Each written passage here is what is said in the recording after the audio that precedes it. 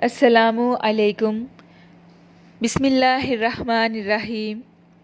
قصہ حضرت نوح علیہ السلام۔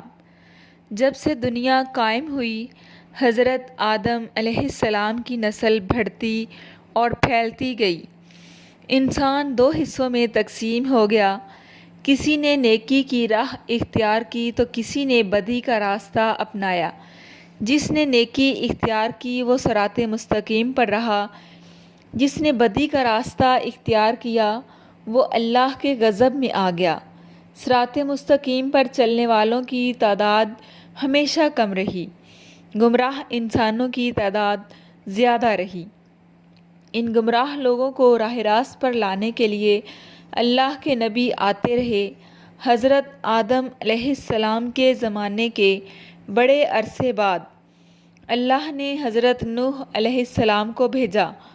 آپ علیہ السلام پر 10 صحیفے نازل ہوئے تھے۔ حضرت نوح علیہ السلام اللہ کے نبی تھے۔ آپ علیہ السلام کو آدم ثانی بھی کہتے ہیں۔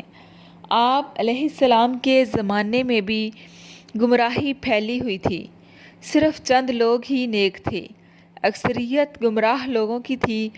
آپ نے اپنی قوم کو راہ راست پر لانے کے لیے تبلیغ شروع کی۔ وہ لوگ ہر قسم کی برائیوں میں مبتلا تھے، چوری، بے ایمانی، امانت میں خیانت کرنا، جھوٹ بولنا، شرمناک کام کرنا، ماں باپ کی خدمت نہ کرنا، کمزوروں کو حقیر سمجھنا، غریبوں کو دھتکارنا، جھگڑا کرنا، قتل کرنا، دوسروں کا مال چھیننا عام بات تھی۔ امراء اور سرداروں کا طبقہ غریبوں کو پریشان کرتا تھا۔ اس کے علاوہ وہ لوگ بتوں کی پوجا کرتے تھے، بتوں کو خدا کا درجہ دے رکھا تھا، اور ان کا خیال تھا کہ اگر بت کی پوجا نہ کی جائے تو بت ناراض ہو جائیں گے۔ ان کے نزدیک جو بت کی پوجا نہیں کرتا وہ جاہل اور احمق ہے۔ انہوں نے 4 بت بنا رکھے تھے جن کے نام ود، سوا، یغوث، نصر تھے۔ حضرت نوح علیہ السلام اپنی قوم کو دعوت حق دیتے، اچھے کام کرنے کے لیے کہتے، برے کاموں سے روکتے۔ وہ کہتے کہ بتوں کی پوجا نہ کرو، صرف ایک اللہ کی عبادت کرو جو سارے جہاں کا پروردگار ہے۔ وعظ و نصیحت کی غرض سے ایک روز آپ نے ضیافت کا اہتمام کیا۔ ضیافت میں ہر حیثیت اور طبقہ کے لوگ شریک تھے۔ آنے والے مہمانوں میں غریب بھی تھے، امیر اور سردار بھی تھے۔ صاحب حیثیت اور سردار غریبوں کے ساتھ اٹھنا بیٹھنا پسند نہیں کرتے تھے، انہیں حقارت سے دیکھتے تھے، نفرت کرتے تھے۔ لیکن حضرت نوح علیہ السلام نے سب کو یکجا کر دیا۔ لوگوں نے ضیافت کے اہتمام کا سبب دریافت کیا تو آپ علیہ السلام نے فرمایا، بھائیو، ہماری قوم کے لوگوں میں بگاڑ پیدا ہو گیا ہے۔ سب سے بڑی خرابی یہ ہے کہ طاقتور طبقہ کمزوروں پر حاوی ہوتا جا رہا ہے۔ جو کمزور ہیں وہ بھی ہمارے ہی بھائی ہیں۔ تم غریبوں کے ساتھ اٹھنا بیٹھنا پسند نہیں کرتے، تم ان سے نفرت کرتے ہو۔ ان میں جو بھوکا ہوتا ہے تم کھانا نہیں کھلاتے۔ اگر کوئی پیاسا تم سے پانی مانگتا ہے تو تم پانی نہیں پلاتے۔ اگر کوئی بیمار ہو جاتا تو تم ان کی عیادت نہیں کرتے۔ تم اپنے ماں باپ کی خدمت نہیں کرتے، دوسروں کا مال ناجائز طور پر کھاتے ہو، دوسرے کی ملکیت پر قبضہ کرتے ہو۔ یہ تمام شیطانی کام ہیں۔ اس کے علاوہ تم اپنے ہاتھوں سے بنائے ہوئے بتوں کی پوجا کرتے ہو۔ یہ بت تو تمہاری ہی طرح مخلوق ہیں اور یہ تو تم سے بھی کمتر ہیں۔ یہ کہاں کی عقل مندی ہے؟ میں تمہیں ایک بڑے عذاب کی خبر دینے آیا ہوں۔ مہمانوں میں سے ایک شخص نے کہا، عجیب شخص ہے، ہمیں کہنے چلا ہے کہ ہم اپنے معبودوں کو چھوڑ دیں، عبادت نہ کریں۔ حضرت نوح علیہ السلام بولے، میں یہ نہیں کہتا کہ عبادت چھوڑ دو، عبادت کرو صرف اس ہستی کی جس نے ساری دنیا پیدا کی ہے، جو مارتا ہے اور جلاتا ہے۔ ایک نے کہا، نوح تو ایسا ہی کہتے رہتے ہیں، ہم اپنے معبودوں کے خلاف باتیں سننے کے لیے نہیں آئے، ہم تو وہ کرتے ہیں جو ہمارے باپ دادا کیا کرتے تھے۔ آخر میں لوگ مجلس سے اٹھ کر جانے لگے۔ ایک مرتبہ حضرت نوح علیہ السلام ایک راستہ سے گزر رہے تھے کہ ایک بوڑھا نظر آیا۔ وہ بہت لاغر تھا، چلنے کی تاب نہیں تھی۔ حضرت نوح علیہ السلام نے دریافت کیا کہ تم اس حال میں راستہ میں کیوں پڑے ہوئے ہو؟ کیا تمہارا کوئی گھر نہیں ہے؟ بوڑھے نے جواب دیا کہ میرے 7 بیٹے ہیں، انہوں نے بڑھاپے کے سبب مجھے گھر سے نکال دیا ہے، میرے پاس کھانے کے لیے بھی کچھ نہیں ہے۔ حضرت نوح علیہ السلام اسے اپنے گھر لے گئے اور کہا کہ تم اس گھر میں رہو، میں تمہیں کھانا دیا کروں گا۔ آپ علیہ السلام نے دعا کی تو ایک اجنبی شخص گھر میں داخل ہوا۔ اس کے ہاتھ میں ایک خوان تھا، اس میں ہر قسم کے کھانے تھے۔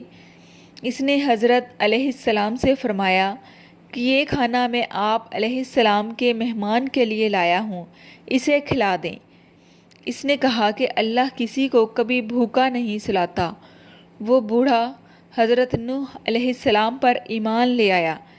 ایک روز ہدایت کی غرض سے گھر سے نکلے اور ایک بلند مقام پر کھڑے ہو گئے اور بولے، لوگوں میں نیکی کی طرف بلا رہا ہوں، اللہ نے مجھے نبی بنا کر بھیجا ہے تاکہ میں تم لوگوں کو ہدایت کروں، میرا کہا مان لو تو فائدے میں رہو گے۔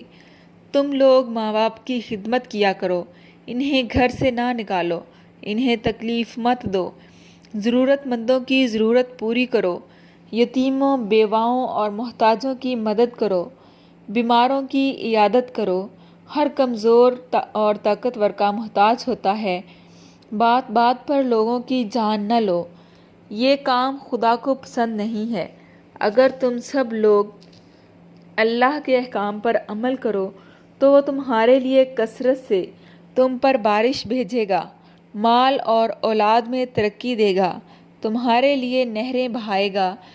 حضرت نوح علیہ السلام ہر ایک شخص کے پاس جا کر ہدایت کرتے، کبھی کبھی اجتماع سے بھی خطاب کرتے۔ ایک مرتبہ ایسا بھی ہوا کہ حضرت نوح علیہ السلام ایک راستے سے گزر رہے تھے تو کچھ لوگوں نے آپ علیہ السلام کا راستہ روک لیا اور مارنے کے درپے ہو گئے۔ کچھ لوگوں نے پتھر بھی برسائے۔ ایک شخص آگے آیا، لوگوں سے کہا کہ تم اسے کیوں مارتے ہو؟ اس نے تمہارا کیا نقصان کیا ہے؟ تو لوگوں نے کہا کہ یہ ہمارے بتوں کے خلاف باتیں کرتا ہے جبکہ ہم عبادت کرتے ہیں۔ ایک اور شخص نے کہا کہ یہ کہتا ہے میں نبی ہوں، اللہ نے مجھے نبی بنا کر بھیجا ہے، یہ تو ہم ہی جیسا انسان ہے، یہ کھاتا پیتا کام کرتا ہے، اس کے پاس دولت بھی نہیں ہے، خدا کو اگر نبی بنانا ہوتا تو کسی سردار اور امیر آدمی کو نبی بناتا۔ حضرت نوح علیہ السلام نے جواب دیا، میرے رسول ہونے کا سب سے بڑا ثبوت یہ ہے کہ میں تمہارے ہی معاشرے کا فرد ہوں، لیکن اس کے باوجود میں تمہاری طرح بے جان بتوں کو نہیں پوجتا۔ دوسرا بڑا ثبوت یہ ہے کہ میں تم لوگوں کو نصیحت کر رہا ہوں، لیکن اس کا کوئی معاوضہ تم سے طلب نہیں کرتا، میرا اجر تو اللہ کے ذمہ ہے۔ میں تو یہ کہتا ہوں کہ کسی پر ظلم نہ کرو، میں تو تم سب کو نیکی اور بھلائی کی طرف بلا رہا ہوں، میں تمہارا خیر خواہ ہوں۔ ان میں سے ایک نے کہا، نوح بادشاہ یا سردار بننا چاہتا ہے تاکہ اس کی عزت ہو۔ حضرت نوح علیہ السلام نے فرمایا، تمہاری عقلوں کو کیا ہو گیا ہے کہ پتھروں کو پوج رہے ہو؟ اے قوم، اللہ کی عبادت کرو، وہی عبادت کے لائق ہے، اللہ کے سوا کوئی معبود نہیں ہے۔ جب تم اللہ پر ایمان لاؤ گے تو تم برائی سے دور رہو گے۔ نہ میں بادشاہ بننا چاہتا ہوں نہ سردار، میں تو صرف نیکی کی طرف بلا رہا ہوں۔ کیا تم نہیں دیکھتے کہ اللہ نے چاند سورج پیدا کیے، چلنے کے لیے فرش بنایا اور تمہیں نعمتیں دیں؟ حضرت نوح علیہ السلام نے جب یہ باتیں کہیں تو لوگوں نے کانوں میں انگلیاں ٹھونس لیں، ایک لفظ بھی سننے کے لیے تیار نہیں ہوئے۔ ایک موقع پر حضرت نوح علیہ السلام نے اپنی قوم سے فرمایا کہ اے نادانو، یہ کیوں نہیں سمجھتے ہو؟ یہ دنیا تو ایک آزمائش کی جگہ ہے، تمہارے سامنے اچھائی اور برائی دونوں ہے۔ اے قوم، میں تم کو آنے والے دن سے ڈراتا ہوں، اس دن کوئی کسی کے کام نہیں آئے گا۔ دیکھو جو غریب ہیں مجھ پر ایمان لائے ہیں، لیکن تمہیں دولت کا غرور ہے۔ اے قوم، غریبوں کے ساتھ حسن سلوک سے پیش آؤ، بھوکوں کا خیال رکھو، ننگوں کا خیال رکھو۔ ان میں سے ایک سردار نے غرور اور تکبر سے کہا، فرض کرو کہ ہم تمہاری بات مان لیتے ہیں، کیا تم پر ایمان لا کر غریب اور 2 ٹکے کے لوگوں کے ساتھ مل جائیں جو تمہارے ساتھ ایمان لائے ہیں؟ ایسا نہیں ہو سکتا۔ وہ آپ علیہ السلام کو ذلیل کرنے کی کوشش کرتے، مذاق اڑاتے، آوازیں کستے، منہ پھیر لیتے، گالیاں دیتے، مارنے کی کوشش کرتے، بلکہ ایک روز مارا پیٹا بھی تھا، لیکن آپ علیہ السلام نے صبر کا دامن ہاتھ سے نہ چھوڑا، بلکہ اپنا کام جاری رکھا۔ آپ علیہ السلام کی بیوی اور بیٹا بھی منکرین اور کافروں میں تھا۔ حضرت نوح علیہ السلام نے دعا کی، اے رب میرے پروردگار، میں نے اپنی قوم کو رات دن سمجھایا، حق کی طرف بلایا، میرے بلانے پر وہ زیادہ بھاگتے رہے۔ میں نے اعلانیہ اور خفیہ سمجھایا تو انہوں نے کانوں میں انگلیاں ٹھونس لیں۔ اللہ تعالیٰ نے حضرت نوح علیہ السلام کو وحی بھیجی کہ ایک کشتی بناؤ اور ظالموں کے بارے میں کچھ نہ بولو۔ اللہ کے حکم سے آپ علیہ السلام نے کشتی تیار کرنا شروع کی۔ کچھ لوگوں نے مذاق کرتے ہوئے پوچھا، اے نوح علیہ السلام، کیا بنا رہے ہو؟ آپ علیہ السلام نے بتایا کہ میں ایک کشتی تیار کر رہا ہوں، کیونکہ اللہ کی طرف سے عذاب آنے والا ہے۔ اللہ نے جو ڈھیل دے دی ہے وہ ختم ہو رہی ہے۔ جب وقت آئے گا ہر طرف پانی ہی پانی نظر آئے گا، صرف وہی بچے گا جو اس کشتی میں سوار ہوگا، جو بت پرستی سے توبہ کرے گا، گناہوں سے معافی مانگے گا، اسی کو اس کشتی میں جگہ ملے گی۔ لوگ بولے، اے نوح علیہ السلام، یہ زمین تو خشک ہے، ایسے آثار بھی نہیں ہیں کہ اتنا پانی ہو جائے کہ کشتی تیرنے لگے۔ نوح کا تو دماغ ہی چل بسا ہے۔ حضرت نوح علیہ السلام اس قسم کی باتوں سے بالکل مایوس ہو چکے اور اصلاح کی کوئی امید ہی نظر نہیں آ رہی تھی۔ جب کشتی بن کر تیار ہو گئی تو لوگ کشتی میں غلاظت پھینک دیتے۔ کشتی میں کوئی ایسی جگہ نہ تھی جہاں غلاظت نہ ہو۔ کافر غلاظت پھیلانے کے لیے کشتی کے اندر جایا کرتے تھے، یہ ان کا معمول بن چکا تھا۔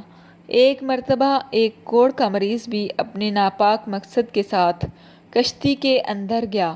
اس کے سڑے ہوئے جسم کے ایک حصے پر کچھ غلاظت لگ گئی۔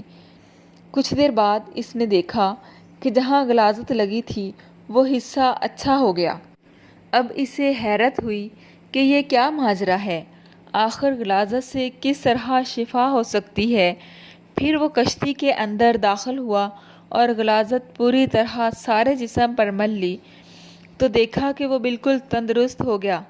یہ بات کوڑ کے مریضوں کے اندر پھیل گئی تو سب نے کشتی کے اندر داخل ہو کر غلاظت ملنا شروع کر دیا۔